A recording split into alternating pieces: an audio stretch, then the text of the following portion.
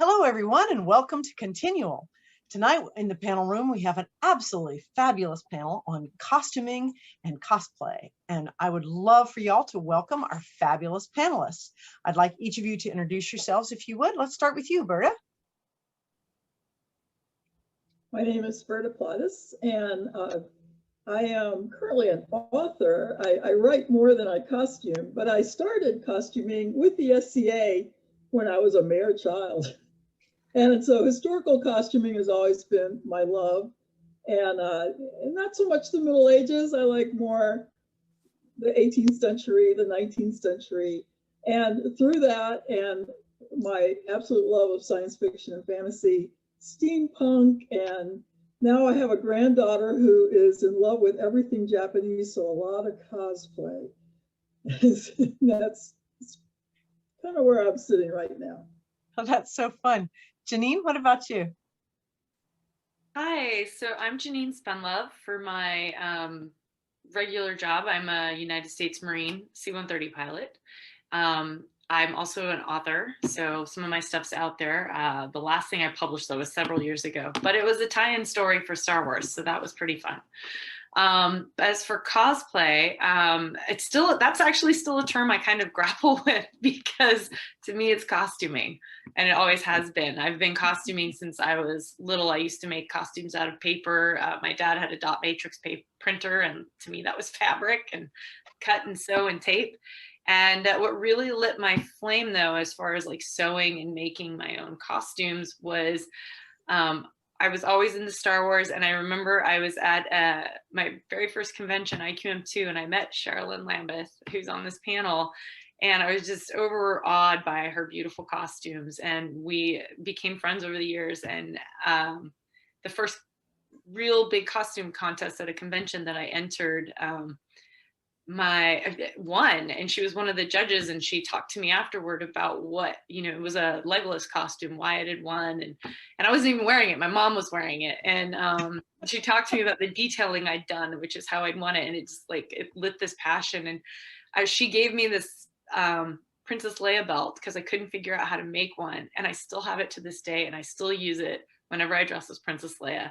So while Cher has become a very dear friend to me over the past 18 years, she really has taught me so much over the years, and more than anything gave me the confidence to keep trying, when honestly I felt so intimidated by her and the costumers of her level, and I was just like, I don't know how I'm gonna dip my toe in this sphere. And she was just very welcoming, and the costuming community was.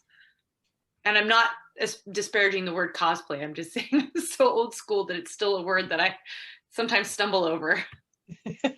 Well, that leads me right into Cheryl and Lambre.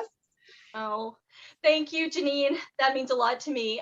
Yes, I am Cheryl Lambre. I am a professional costume prop and puppet builder. I'm always glad to say I'm a fan who turned pro.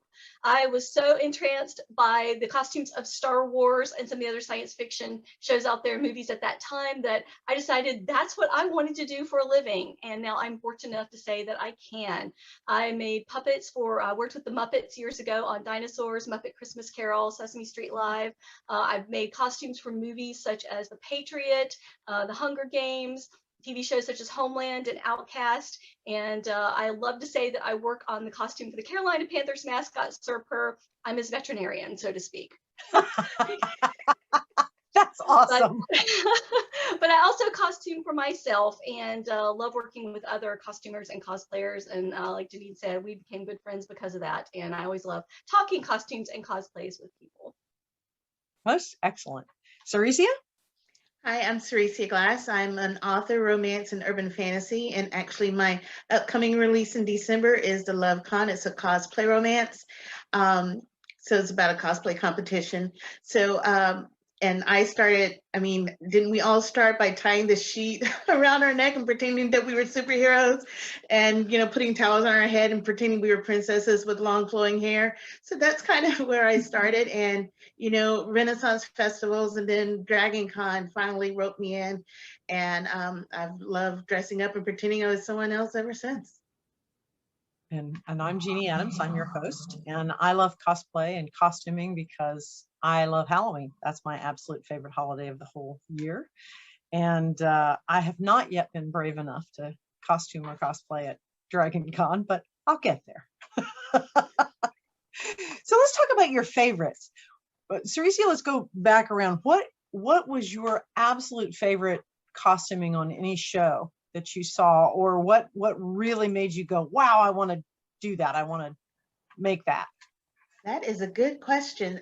There's so many shows that I just love, but usually it's like ones that I wish that I could do and I just don't have the pockets or the talent to do, are like some of the ones, and I just am in awe of the people who could do them, like the giant robot ones, or the battle armor. And I see these people who put them together and I'm just in awe. And I know that it takes like a year to do it, but I wish that I could do something like that. I mean, my basic is, pretending that I'm Isis or Cleopatra or something, the Egyptian, I can do the wings and do the collar and the white dress and the braids, of course. So I can do the easy stuff. I haven't tried to do any of the intricate stuff, but I just am in awe of those kinds of over the top, elaborate builds, I guess you can call them. So yeah, those are the ones I really love. Oh, I'm always so enthralled by people who can manage the intricacies of those costumes. Now, Janine, I know you do a lot of costuming, and I know you do it, like you put it up on your Facebook page, and I've seen you at Dragon Con with it too. What was one of your favorites that really made you go, yes, I want that, I want to make that? So I guess obviously I love Star Wars, and I always wanted to be like, and I started out being Princess Leia like every year for years on end. But the thing that really made me go, oh my gosh, I need to learn how to sew, is Lord of the Rings.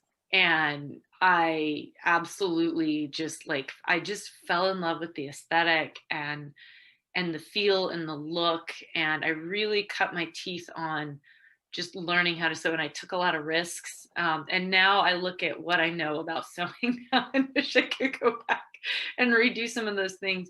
But I will say the show that really, and it's a very random movie that I saw it and I went, those costumes are insane. I want to do it, and I'm gonna do it. And then I did it, and it actually looked amazing. And to this day, I think those are the costumes I'm the most pleased with. I did Lord and Lady Vaco from the Chronicles of Riddick about 15 years ago, 16 years ago, or maybe 15 years ago, when that movie came out. And it's super random, but if you look at their costumes, they're extremely intricate. They're like this snake skin. So it was like my first time ever working with pleather. It was all upholstery material. And like they have these like reptilian spines, metallic spines down the back. It was my first time working with fun foam and puff paint. Thanks for that tip, Cher. And like making these really ornate necklaces and hair pieces, and they were just over the top costumes. I had to figure out how to give my husband like a mohawk, but with braids down the back, and it worked. And I still look at those pictures to this day and just go, man, I knocked those out of the park. I don't know if I'll ever reach that level again of just awesomeness. But yeah, Lord of the Rings, and then just and I'm not like, the Chronicles of Riddick is super not my vibe as far as like look and aesthetic and all that, but those costumes just enraptured me. They are super cool. Berta, what about you? Oh, I would love to do something from Carnival Row. That came out like 2 years ago that it came out. I don't know, the pandemic's in the way and it's kind of like clouds in the way. But on the other side of it was Carnival Row, which is this great steampunk, and talk about intricate. They just created these worlds with a lot of different kinds of wings on the creatures and jewelry and things. That was really cool. But you know what I like? I love to see it at Dragon Con when everybody puts on their costumes before the costume parade, and you see all of the halls filled with amazing things. Like, how many Klingons can you fit in one ballroom? You can find out. But I also like the really simple ones. And a couple of years ago, there was a kid when the movie, is it called Up? It was about the house that flew away. there was a guy with a lot of balloons that were made, I think they weren't really balloons, they were out of some kind of paper mache. And he was dressed like a Boy Scout, except he was a very oversized Boy Scout. It was adorable. I love that. I followed him around taking pictures like a fan. It was so amazing. But that really simple where somebody just gets it and twists it around a little bit. I love that. I saw someone at last Dragon Con who did the Will Smith character from Independence Day, where he had. I took so many pictures of that guy. Yeah, great. He had the cigar and the glasses and the parachute. It was great. Pose. And the pose. Yeah, he did. Cheryl, what about you? What were some of the influences that led you to start down this crazy path? I mean, hey, Muppet Christmas Carol, super fave. Oh, so thanks. Yeah, well, and like many people, I started out with Star Wars. I think I did a lot of Star Wars costumes, and there was a time where Janine and I, remember, did dueling slave Leias, our Hut Slayer Leias at Con Carolinas a few years ago. That was so much fun. And Janine, I still love your Lord and Lady Baca costumes that you've done. But for me, I think one of the costumes that really got me started was the original, not the current, but the original Battlestar Galactica from back in the 70s. Because those were such unique looking costumes. They're so recognizable. They're so iconic. They were kind of based on World War II fighter pilot costumes with the jacket, but then they had this Egyptian influence to them. And I was like, oh, I loved the show. This was kind of my childhood, and I wanted to really make that costume. And it took me a while to put together. That was one of my first costumes, but I was so proud of it. I made all the braid myself. I'd gotten the right jacket. So that's certainly one of my favorites, still one of my favorites. From back in the day. So that was, I think, that's definitely one of my first costume loves. But that's can I also say that you're like the best Harry Potter I've ever seen, hands down. Oh, but I still love Harry Potter. And seriously. When we did the Quidditch stuff, that was a lot of fun too. All those the Quidditch gear and talk about puff paint and fun foam. You knocked that out of the park. Well, I think that's one of the things that's super fun that has really brought costuming mainstream in a lot of ways is the popularity of the Harry Potter books brought costuming to, and so many of the kids wanted to do it, whether it was Halloween or not. They wanted to be in their Harry Potter robes and school ties and all that sort of thing. I think that one's been extremely popular for costuming. What are some of the things that you think, Ceresia, have been influential in bringing costuming so to the fore? Because we hear people talk about it a whole lot more than we ever used to, where I think there have been so many good movies, maybe the Marvel movies and the Harry Potter movies. But what do you think, Ceresia?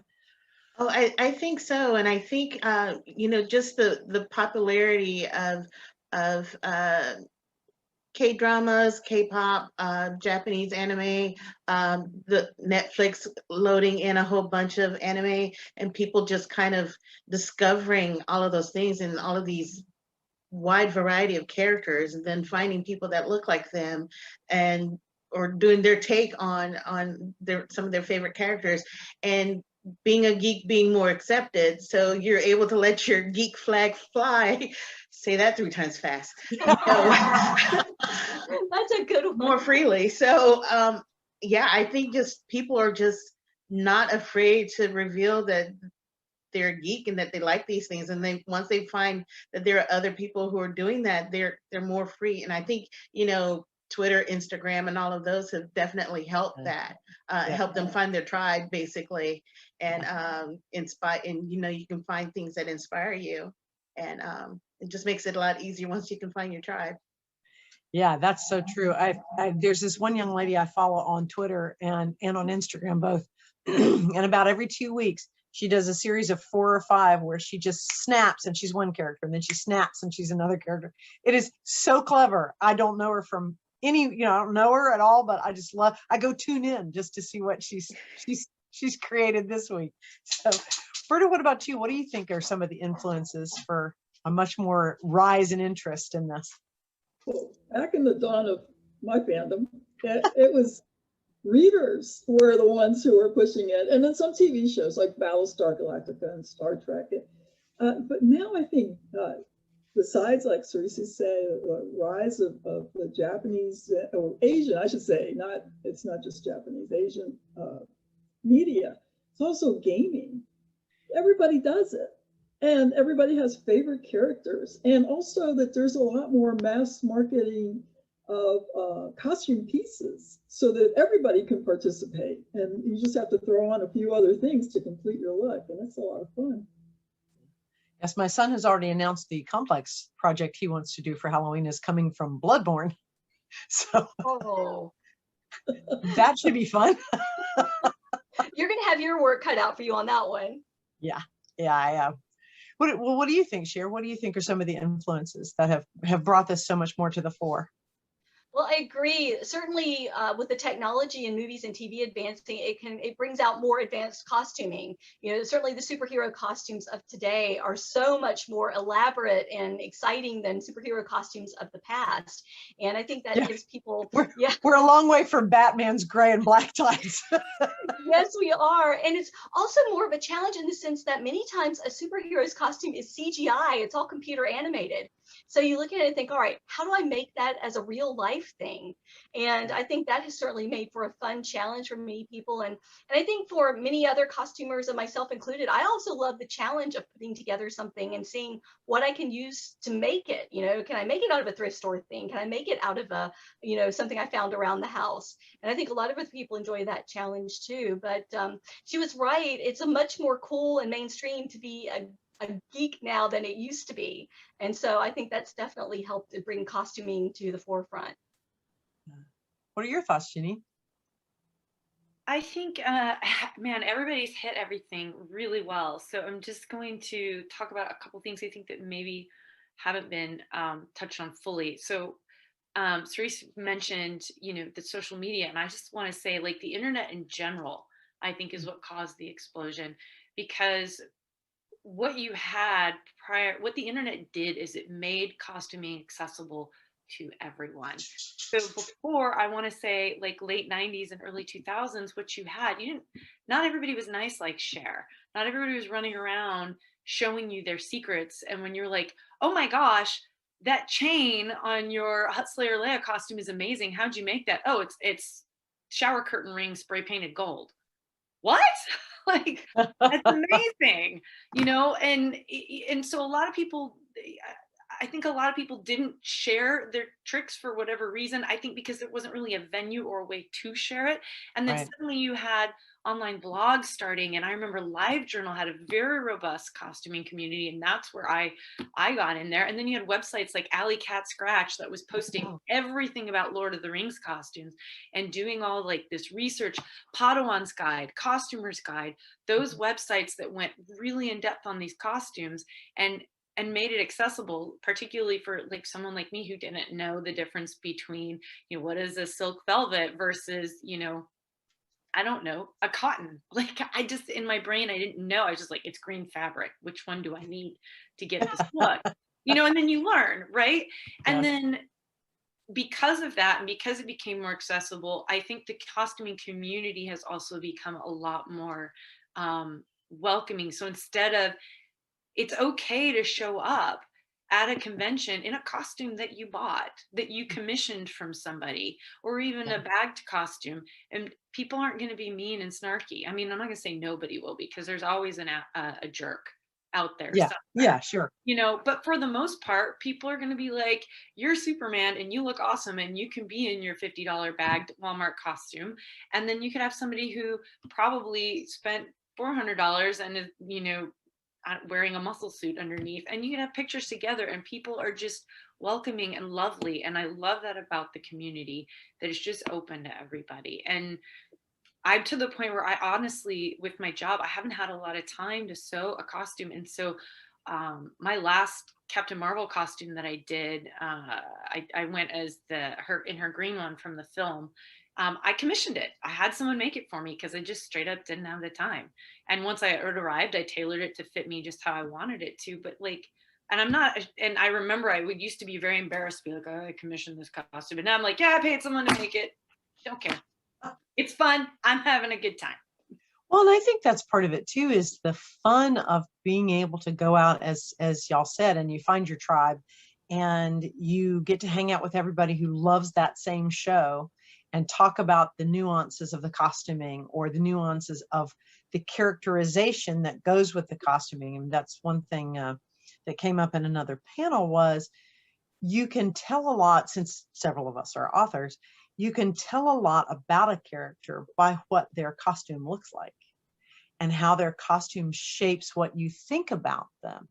And, you know, I'd like you to start maybe with that topic a little bit, Cericia, because obviously the Love Con is about being in costume at a con. So how did you use in your writing costuming to shape that story? Well, I chose, well, for her and for the character, the heroine, you know, she's this bubbly, bright personality, but she also is very creative. So like in the opening scene, she is playing, she's cosplaying Dora the Milaje Explorer.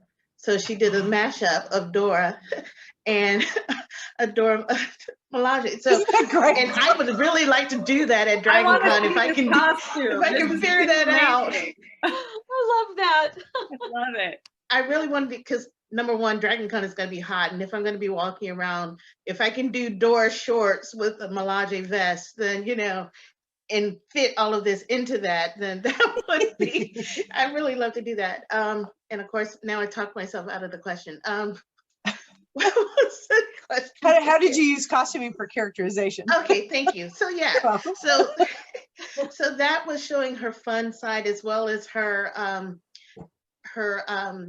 you know, because she in the story she gets a lot of pushback for being a plus size person playing non-plus size characters. So she takes both of those aspects to show fun, but also her inner strength, because, you know, she doesn't put up with anything because her mama taught her better than that. So it's kind of an homage to her mom and, you know, grandmother of four. So all of what she does, and for the final round, of course, she plays Thanos. So again, it's this larger than life character that she's putting her own take on. So those were deliberate choices that she makes, or I guess that I made for her, just to kind of show her personality and her resolve to be a part of the community and not be pushed out of it. So by playing those types of characters. I think that's so cool. Have you used design and dress code in any of your work, Janine, to indicate character? And absolutely. So my first fantasy series that I wrote, the War of the Seasons, I have 12 different elf clans that all have different abilities and basically, you know, and I very much have their clothing differentiate, their clothing, way they wear their hair, makeup, everything differentiates each of the different clans and what it is they do. And I very much base them on different cultures of our own world, because the way I had it written was like that our two worlds kind of were tethered together, and so to me it seemed to make sense that there would be this crossover. And so it was both a way to have diversity in my book, because I just desperately wanted it. And I don't think I need to explain why I wanted diversity in my book. But our world is filled with just so many beautiful cultures. And I know when I wrote my Star Wars story, the main character is a bounty hunter, but when I wrote her, I absolutely heavily based a lot of her Star Wars culture on my own Brazilian culture and on my daughter's Mozambican culture. And it was great to be able to have methods of dress and, you know, things that are said and just ways of speaking. And so I think that how we dress can do so much, even as much as how characters move. And it can also visually identify, particularly if you've set up a certain way, like, oh, that character has extremely long hair, you know, and it's braided a certain way. They're clearly part of this clan or whatever, or I don't know. But it's a great visual immediate cue or indicator. And I think Cheryl probably can talk at length at how this is used in film.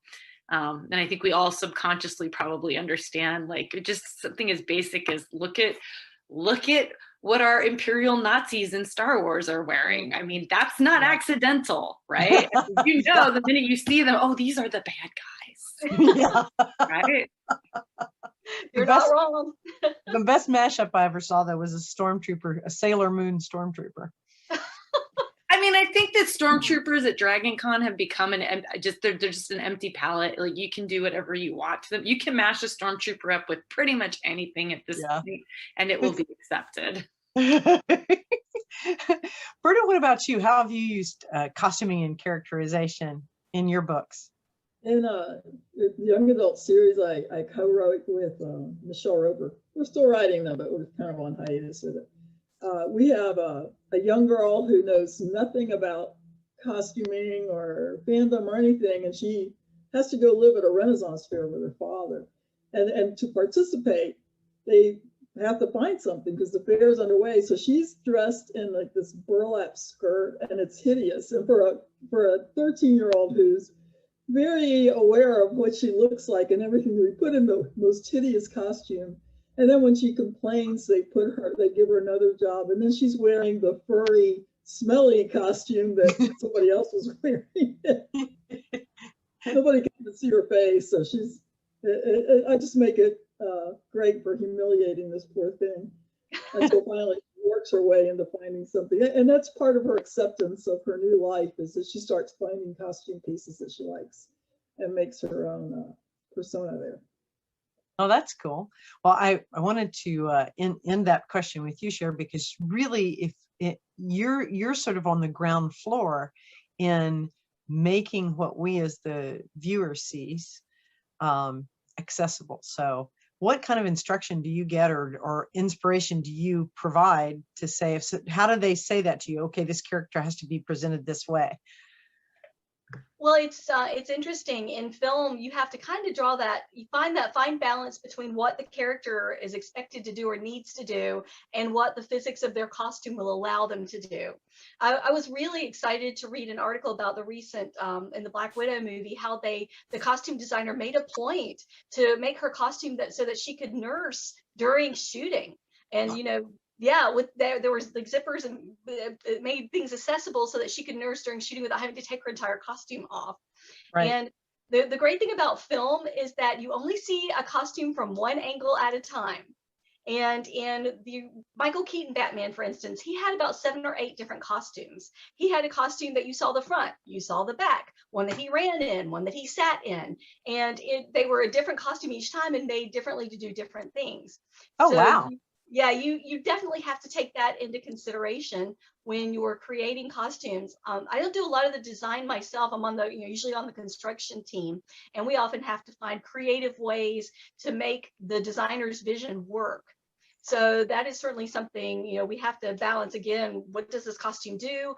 How can we make it do that? And it's a little easier now, of course, as I said earlier, with CGI, because a lot of times they're able to just animate something on screen, like Iron Man, for instance. He many times only had half a costume and they CGI'd in the rest.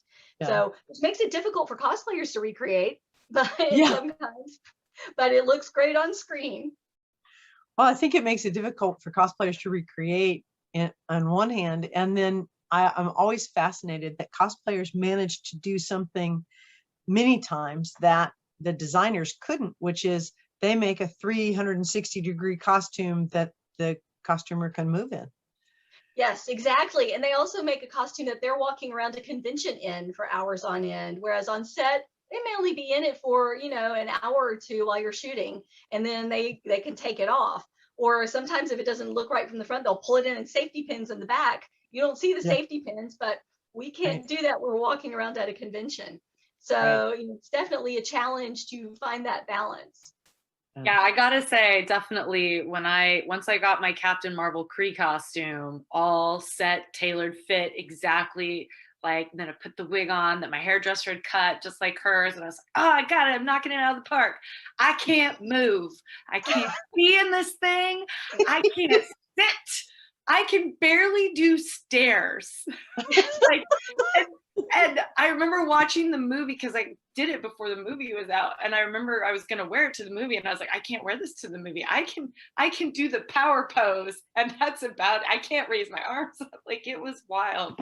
And I just remember watching the movie and watching her run and fight inside the subway car, just the whole time thinking, this is liar. That's exactly right. Yeah, movie magic.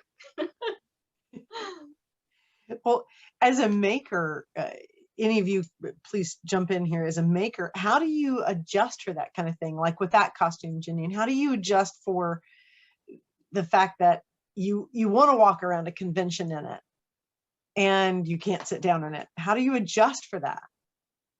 I think that it takes some planning. So once I knew that what the limitations of the costume were, I went, well, this is clearly not going to be a costume I wear all day. This is going to be a costume that I wear at Dragon Con in the evening for a couple hours. It's going to be my big, like, Friday night costume or Saturday night costume for a couple hours, and that's it. And then you look for, like, and so what I ended up doing that day is, this is a dress, and that a friend of mine made. It's a Captain Marvel 60s mod dress that she made. And I was like, I'm just going to wear this. I put on my flight jacket, my actual flight jacket, because that was issued to me 20 years ago when I started flight school.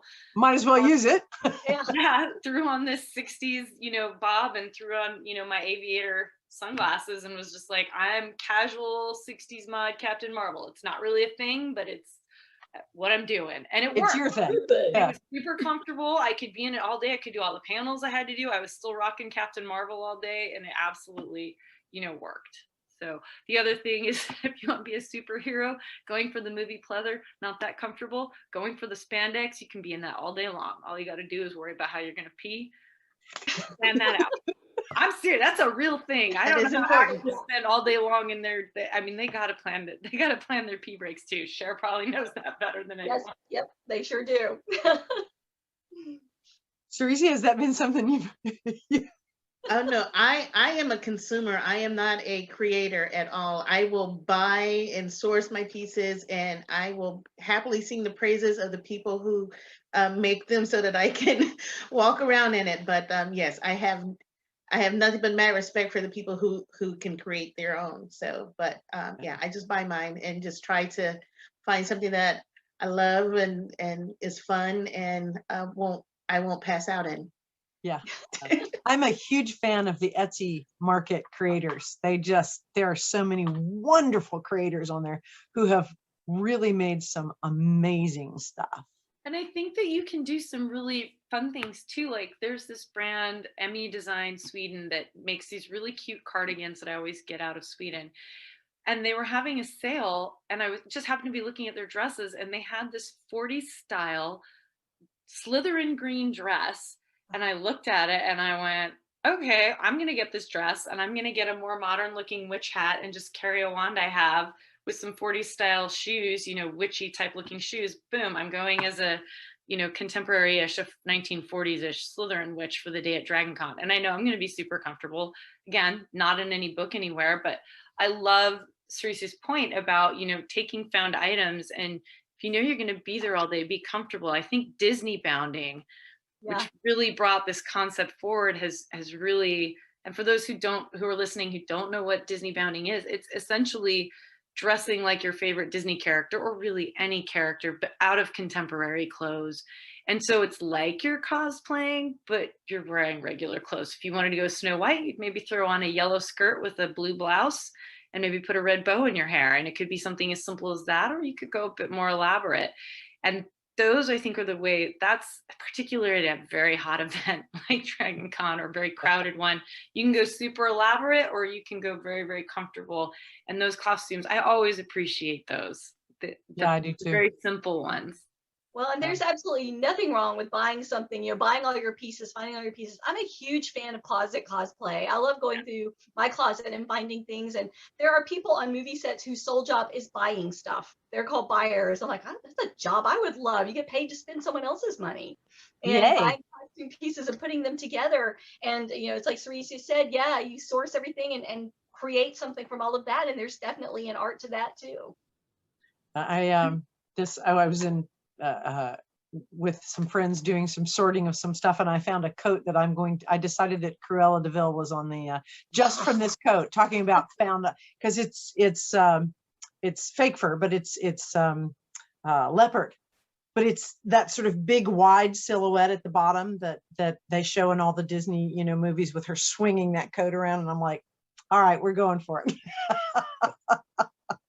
I think Cher has this amazing series she's been doing on Instagram where are you sourcing all of these outfits from your closet? For the artwork, yeah, it's from my costume and prop collection. Taking well-known artwork and she's making the painting out of like herself. Like she's just posing as herself in these different costumes that I swear, I don't know how you come up with all these costumes. They're amazing. Or how you look like. Thank you. Yeah, that was my pandemic project. A lot of people were doing the art challenge. I think many people were taking that up, where they would take famous works of art and recreate them. And I kind of took it to the next level. I think my best one so far is Washington crossing the Delaware, where I did that entire all by myself. That was a project. My favorite one was your Norman Rockwell black eye one. That one was. I had a real black eye. It was perfect. Okay, so before we sign off tonight, we're going to get everybody to talk about where they are on social media. So especially you, Cher, so we can all go look at that, because I was fascinated with that challenge where people were taking like Metropolitan Museum works and recreating like toilet paper rolls and towel rolled up down. I was little dogs, stuffed dog. It was great. It was great. Yeah, that was the Getty Museum challenge, and I'm doing that. And yes, so on my social media, I am at Cheryl Lambre on Instagram and Twitter, Cheryl and Lambre on Facebook. My Etsy shop will be opening in the next week or two. That will be Puppet Express, and talking about the artwork. I've got a book coming out on that, probably the first of next year, called Art in the Time of. Oh, that's cool. That's my cool. Projects. Yeah, cool. Well, Berta, what about you? What about makers being, obviously you do some making, and how has that been something that you've integrated with your work? I am always making something, and I have kids who love costuming, and they're even the grown men, and so they used to give me orders and say, okay, so in like the third episode of Star Wars, where the guy comes out and he's wearing that sand trooper, and I need you to do this and that. So then my granddaughter's doing that, and she says, this game, this guy, he dies, but I really want it to. So I'm looking at these guys' artwork in his comic book, going, are the buttons all the same color? No, they're not. Is that a strap? So I'm having to deconstruct all this stuff to put it together. That's a lot of fun, and it's research I had, like drawing whatever is on his sleeve and then recreating it. That's a lot of fun. But my closets are full of fun pieces, and it's really easy to put together crazy stuff. Yeah, I think I mentioned, this is what I got. My son said, here, this is what I want to do from Bloodborne. Wow. I'm like, okay, well, our first stop is going to be the thrift store. And we're going to go to the biker section with the all black and see what we can find. And so, yeah, that's going to be fun. Lots of leather straps on that one, lots of buckles. But, a lot of it is also pretty basic, black jeans and some boots, that will work. But I think, like you said, Berta, the closet is often, the first place to start. And like you were talking about, Janine, it's fun to sort of see what you can pull together that pays homage to a character, but is still comfortable and still something that you can, but all of geekdom is going to go, oh yeah, that's Jasmine. That's Jasmine. Yeah, that's from Aladdin. I get that. Or, all the different programming that people see and love, oh yeah, you're the Winchester brothers. We get it, And so, what do you think are some of the things, obviously we're all going to try to be back to Dragon Con, hopefully, if not this year, next year. What do you all see as something that's going to be like the big costuming things. Do you see any trends that were coming up for Cerisa? Do you think of anything that's coming up as a trend? Obviously, BTS is going to be a big deal. Right. No, I know the ones that I wanted to do, and of course they've been done. I would love to be. I'd love to do a Sister Night from Watchmen.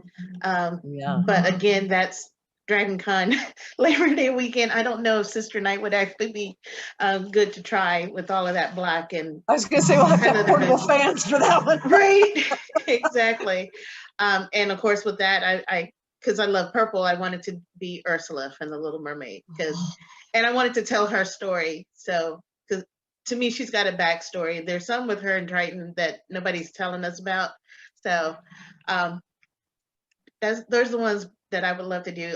For trends, there's so many animes that have been out, that have come out. Trise, I think is I think that's how you pronounce it. That's the latest one. Castlevania. Oh yeah. Doing a spin-off of that would be great. I can predict we'll have lots of Castlevania costumes. Yeah. So I'd love to see those. Yeah. And of course, the MCU with all of the Disney Plus series, there's going to be plenty of. I want to see some alligator Lokis running around. That would be great. That would be fun. I want to see some Hamilton people. Of course, then again, that's kind of warm too. So. What do you think, Janine? I mean, I think Cerisa knocked it out of the park.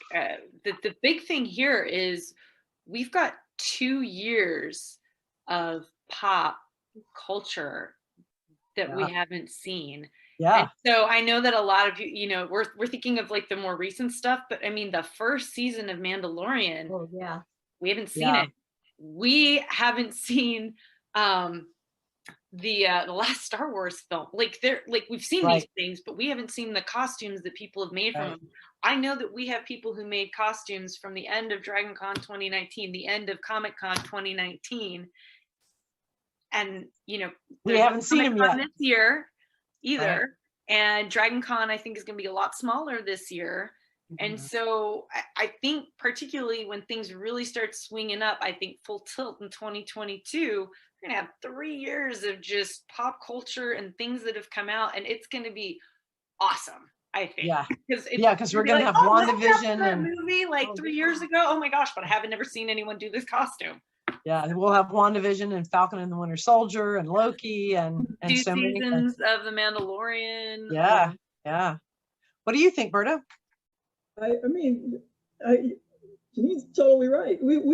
I barely saw any Black Panther costumes, and that was way back. So I think we're due for all of that. Yeah. So many great movies and shows that have been on. I can't wait. I'm going to join Cerisa. I always, from the very first comic book, I wanted to be Dora Milaje. So, I'll get my spear and join in. What about you, Cher? What do you think some of the trends are going to be? Yeah, I think you guys nailed it all. I think we're going to see a lot of Loki. Certainly a lot of MCU. We've got absolutely the Mandalorian. I already know people who have put tons of Mandalorian costumes together. The Mandalorian himself, the Armorer, some of the other characters in that series. Star Wars Bad Batch, that's just gotten started, and I suspect we're going to see costumes from that as well. So yeah, I think you guys all nailed it, and we've got years of pent up costumes waiting to hit the scene. Yeah, that's going to be super, super fun. And of course, we've still got some movies yet to come this summer that will, I think, probably blow the doors off. And I want to see, y'all, if I don't see a Legion of Widows at Dragon Con, I will be really disappointed. Yes, absolutely. All the widows. Just all of them. Badass, please. There should be a widow event where everybody comes as a widow. I mean, there better be, the next time there's a Dragon Con parade, there better be just a widow group. Not an MCU group. I mean, just a group of widows. Black Widow. Yep, I can see that. With various hairstyles and all of their black outfits, but all very unique with their looks. That would be awesome. Well, the time has gone by so fast, I cannot hardly even believe we're about time to wrap up. I know that, Cher, you already gave a little bit of your social media, but Cerisa, let's why don't you say, where we can find you on the web, and obviously where and when we can find the Love Con. Okay. You can find me on Twitter at Ceresia, and Facebook, Ceresia Glass, Instagram, Ceresia at Ceresia Glass. Basically, if you can spell my name, you can find me. There aren't that many people out there with versions of that unless they're scamming on Instagram for some strange reason. And the Love Con, of course, is my cosplay competition romance, and it comes out December 14th from Berkeley. Can't wait. Can't wait. Janine? So my name is also pretty unique, Janine Spendlove, and yes, it's the name I was born with. I didn't have to come up with a cool pen name. Thanks, Mom and Dad. So I'm at Janine Spendlove pretty much everywhere on social media, or sometimes Janine K Spendlove. It depends on how many letters they'd allow you to have in the the name. But if you look for Janine Spendlove, you'll find me. Same with my website. If you're looking for anything I wrote, probably not in bookstores anymore. It might be in some, but definitely Amazon or Barnes and Noble online, or just wherever you buy your books. That's where you can find my stuff. And I'll talk to anybody. So if you want to message me, don't be shy. I'll talk to you. And you should follow her on Facebook and Instagram so you can see the cool outfits she makes for various challenges. Because she gets on those challenges are so cool. They are cool. Thank you. I'm very much in a sewing. That was my, we all had our pandemic hobbies. Mine, wait, was I allowed to say that word? Was that yes. Okay. Yes. My pandemic hobby was learning how to sew my own clothes. So I progressed from costumes to actual clothing. So yeah, and they're beautiful. Cases in public where costumes, as long as you don't get them within 10 feet, you don't have to see that I got a safety pin or that my zipper's all wonky because I have it covered with a cape or something. Actual clothes that I want to be able to wear over and over again and wash in a washing machine it's a different process. A different deal, yeah. Berta?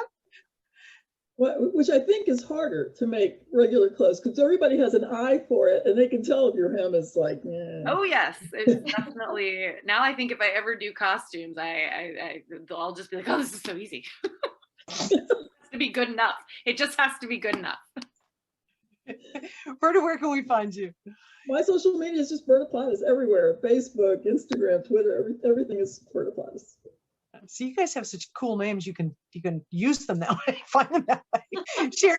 I'd like for you to repeat where we can find you, because I want to definitely follow you on Instagram and find some of the cool stuff you're doing. Thanks. Yes, I am at Cheryl Lambeth on Instagram and Twitter, and my Facebook page is Cheryl and Lambeth, and my Etsy shop will be Puppet Express. That will be launching in the next week or two. Cool beans. And I'm Jeannie Adams. I'm your host. You can find me on Instagram and Twitter at Jeannie Adams, and I spend way too much time on Twitter.